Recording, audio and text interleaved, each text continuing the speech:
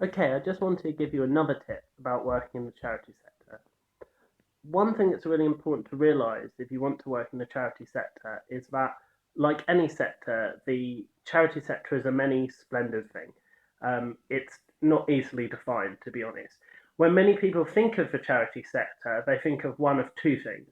Either they think of the massive national charities, the type of charities that they see on billboards and on their television screens and that generally get into the media, while other people may think of the tiny local charities, perhaps run by volunteers that operate in local communities, in their local communities around them.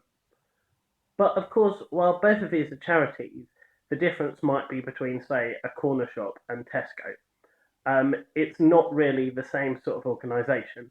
The bigger charities are going to be large bureaucracies with specialists working in each position.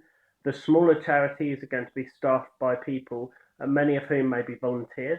And if they are lucky enough to have a member of staff, that member of staff might have to cover an awful lot of different roles in order to keep that charity running.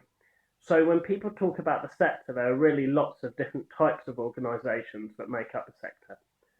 And of course, there's many different types of causes as well within that. There's, for example, within the aged sector, there's national older persons organisations, there's local older persons organisations, and actually, it's really important that you look at just how many different types of charities that there are out there.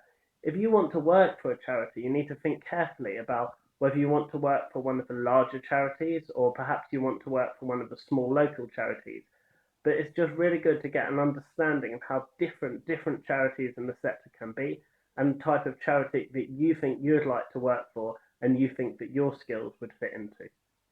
I hope that tip was useful and thank you very much for listening.